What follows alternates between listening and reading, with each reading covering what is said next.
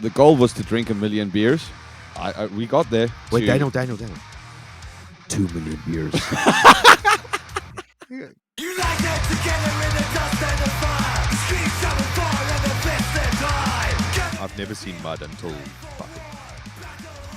Yeah, no, it's crazy, and just moving around in it is so tough. You think you're prepared for what it's kind of going to be like over there, and it's on a whole other level.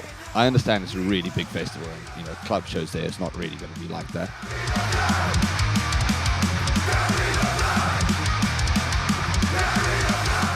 Welcome back to another episode of Sludge Underground.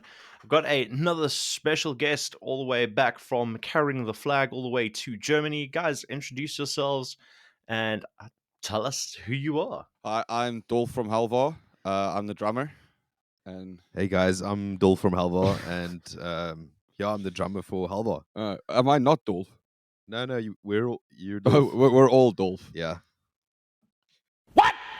Yeah, you guys have just recently come back from the Battle for Wacken in Germany. Boys, tell me about the experience. How was it? It was great. Yeah, really, really awesome. The scale of that festival is incomprehensible. The amount of people. It was the craziest thing for me. I remember I just finished up meeting some people, and then I went out to join you guys to watch Windrose, and I just saw this sea of people in front of me. I was like, wow, that's crazy. But then I turned around, and there was probably double the amount of people I saw in front of me, still behind me, going back for the next 150 meters. Yeah. That blew my mind. Yeah. No, it's big. Yeah. Yeah, that was I think that was probably the biggest thing for us was just seeing the amount of support that there is for heavy music. I mean, I think in South Africa, like the scene is obviously very small, and it's really lovely and intimate, and everyone's very into the music and all that. But just seeing the scale of it all, Yeah. in Germany was wild. There's a lot of metalheads in the world. Yeah, they're all in Germany though. Yeah, it seems so. I can imagine it being quite a bit jarring because you don't really see crowds like that pretty much any event this side at this point in time. So I mean, it is lauded as one of the biggest metal festivals in the world, so I can imagine that it's not a place for being socially anxious because you're gonna be surrounded at all times. Yeah, I know. I had a mini I need a break one day because it's just so many people. Yeah, you can't get away from it either. No, Yeah. you just keep walking, and then 5Ks later, you're like, I'm in a forest. There's still people here. They're everywhere. They're everywhere. The Jedi are taking over. Yeah, I think one of the coolest moments for me was right at the start of the trip when we landed in Hamburg, getting off the plane, and just seeing like every third person was wearing a aborted shirt or something. Like there was already so many metal heads just on the airport that were obviously coming for the festival, I guess. And as soon as we landed and we went to our bag carousel, where you get your bags and stuff afterwards or whatever, there was these TVs on the walls just playing ads and stuff. And I mean, in South Africa you'll see Avis car rental or fucking Standard Bank or whatever, and there's just fucking Yeah. It's just all Wacken ads Yeah. in the airport. It's wild, dude. It's such a is. export for them, I Yeah. guess. It's Yeah, and probably every fourth person you see in the airport's got long hair or a battle jacket or an aborted shirt. Yeah. It's really insane. Yeah, it must be one hell of a surreal experience where you go from being the odd one out to just blending in with the crowd, and you've changed nothing about yourself. Pretty much. I got very battle jacket conscious Oh yeah? because my battle jacket wasn't nearly as cool as everyone else's battle jacket. Yeah, there was some cool battle jackets. Yeah, sure. no, it wasn't nice, and mine was quite manky and patches falling off, and everyone else is just You know what I thought, dude? I was looking around at the festival and I see so many people with battle jackets and long hair and wearing shorts and boots. and I was like, "Yo, there's so many Daniels here." It's I was crazy, saying, dude. I'm just like, you know, I listen to metal to be unique. Goes to a festival of Yeah. 85,000 me's. Yeah, dude. No, if I'm being honest, I actually felt like I stood out a little bit, just not being metal enough, or not metal enough, but not as metal. Dolf Like, dressed as a pisang for like a yeah, couple days at the festival. yeah, I did. I was told, ek was gesê ons gaan vis vang. En ek het my visstok ingepak en alles. En my visvangpakkie. Ja. En maar nee, lyk my ek het soos 'n piesang gelyk. So. Nee, maar dat was darm water. Daar Dat was darm water. Daar was soos die Waal dam het soos the Waal dam formed in like the fields, so there was no shortage of water. No. That's for sure. no shortage And of mud. water. Yeah, I've seen like videos of like how intense the mud gets. Like it's just people like fighting for their lives to get out of it. Dude, you have no idea. It's like I've never seen mud until fucking. Yeah, no, it's It's- crazy, and just moving around in it is so tough. Like, Yeah. put it this way: like, if you go and watch a band by yourself, and I'm not with Dolphy or one of the boys, like, I'm gonna have to try and speak some German to get someone to come over, because once you stand there for like 10 seconds, that's where you're gonna stay. Yeah. Like, you because sink getting in. getting your feet out is like nearly impossible. You need a buddy to like lean on or like push you out or something. Yeah. Yeah. Yeah, no, it's you literally sink in. So when you're standing and watching a band, you have to sort of just lift your legs every few seconds, otherwise you just become part of the ground. I have become Wacken. Yeah, no, it was quite a workout, to be honest. Like We had to scrum a couple cars out, which was that was cool. Yeah. Yeah, no, Yeah. that was cool. There were some cars that needed to drive and they couldn't because of the mud. So we touched, paused, engaged that shit. Yeah, so we I mean I played fullback and wing, so I don't really know how to scrum, but it just sort of came out. It was maybe in our DNA, I don't know. I think so. It also helps that you are basically Jasper Wiese. So Ja, ek is Jasper. yeah. Hallo. How's Aangenaam that? kennis. Hallo. Aangenaam. Ek's Jasper. Daai was nie 'n rooi kaart hier, hoor. Nee, het was glad. Nee, dit was nie 'n rooi kaart Nee, nie, nee. dankie. I don't headbutt. So the last time you guys were here, we spoke about the beer tab and the evolution of the beer tab. So what was it like going for the biggest beer tab in the metal world? The goal was to drink 1 million beers. We got there. We We got there. I wasn't keeping count, but I do have a suspicion that we were in the ballpark. We were in the ballpark of Yeah. 1 million beers. Yep. I tell you what, I mean, we could say this now. Like, we started the band, obviously, to get that bar tab. We got a beer sponsorship.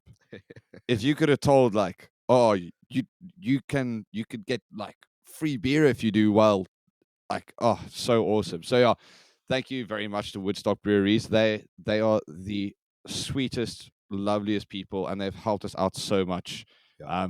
With just getting us to consume alcohol. So thank you very much to them. Yeah, thank you, Woodstock Brewery. It was really cool.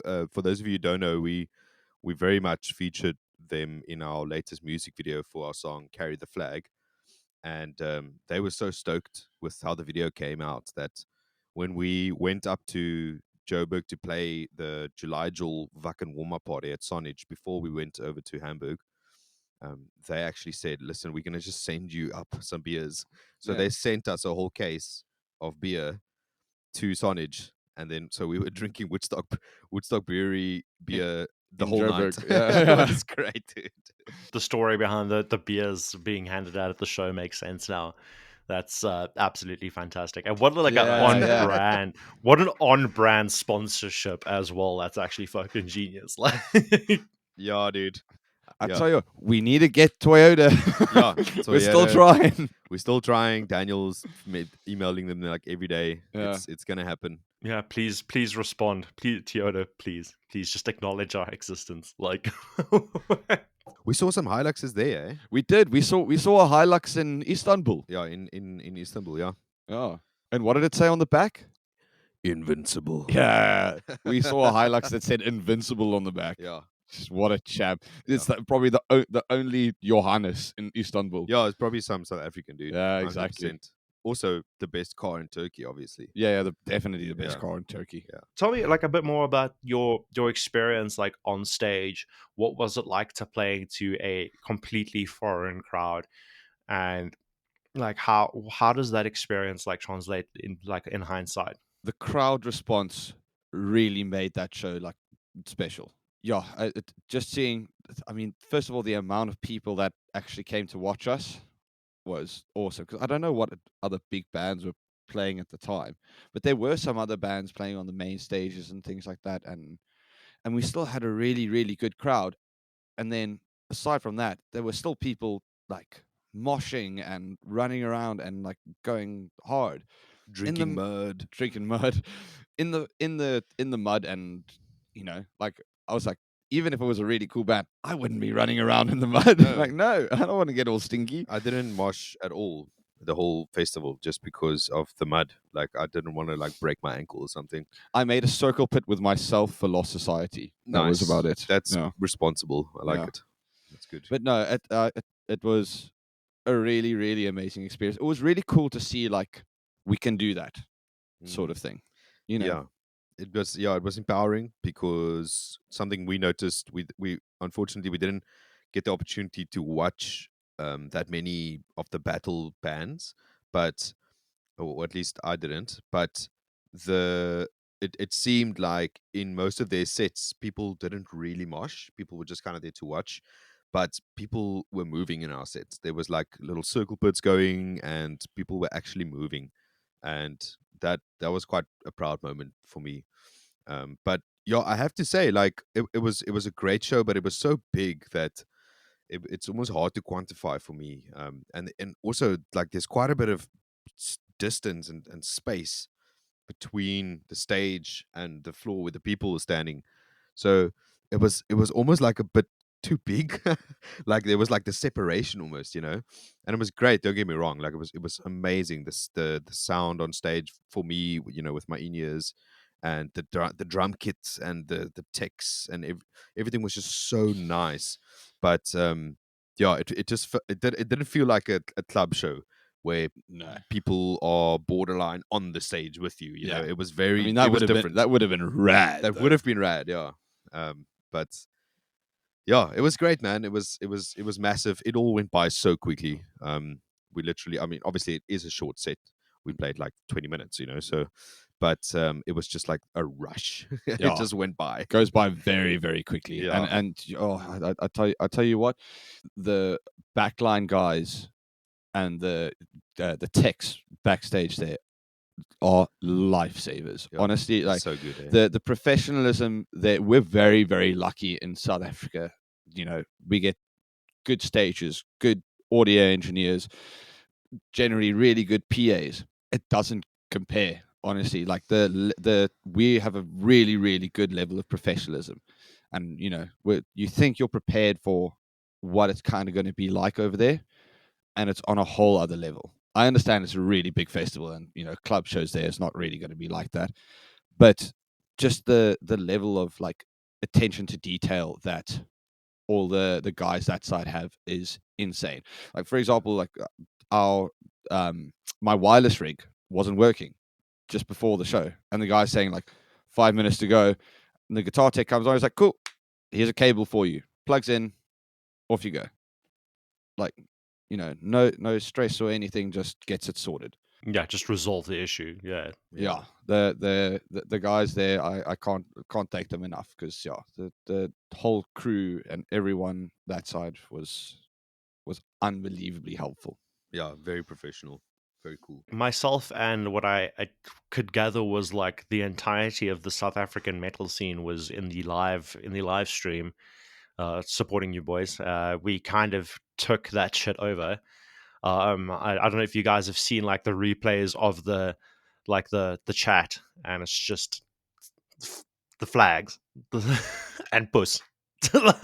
Yeah, so I've only seen screenshots, so I haven't like I haven't I don't know if it's the live stream still up, because they do post the video like later down the line. They will post it, but like I've got that live chat, that recording of it, and just people were like the amount of names you will recognize is actually hilarious, especially if you spend like any amount of time in the scene. Yeah. I saw a couple of them there. Yeah. I saw the dude Pete was in there, but I can't. Pete said something so funny, and I can't remember what it was. Yeah, it's cool, man. Sure. Like the crowd was really great, but there was definitely a sense of like, yo, I think all our chums are watching right now. Yeah. And when I checked my phone afterwards, it was just blowing up from people messaging us on Instagram and WhatsApp, and just like, yeah, the support was unreal. And I honestly think that was the best part Yeah, dude. of this show, was just the support and love that we got from South Africa. Yeah, dude. Felt Support from home. Dude, we felt so proud, dude. Like, it was like, no matter the outcome, like it was, yeah, it was really, really a proud moment. Yeah, I think no matter where we're going to be in the world, if we're in Turkey, if we're in Germany, if we're in freaking Antarctica, dude, South Africa to the core, dude. Yeah, like, bro. oh man, we love being South African because we just have the best people in the whole world, man. Yeah. Yeah. So I mean, anyone watching, thank you very much you, for all the guys. support, because We love you. We do. Boys, like, yeah, what are the plans, the future plans for Halvar from this point forward? Album coming out, and then hopefully we can get to touring again. But yeah, I mean, at the moment, I'm just trying to finish this album and bring out the coolest music I can. Yeah, we've got some singles lined up that are going to continue rolling out throughout this year. Yeah. And then and then Dan's been riding like a menace, like he always is. So we'll definitely be releasing another full length. We don't know when yet, but yeah, sometime. Hopefully next year. Yeah. Or hopefully in middle of next year. Yeah. That's what I'm saying to myself. That seems realistic. And more music videos, more beer, more thrash. No more beer. No more beer, dude. We've done the million now, No, so dude. I guess we could. We're going on Wait, to Daniel. 2 million beers. Yeah. I was gonna say 1 million clippies and cokes.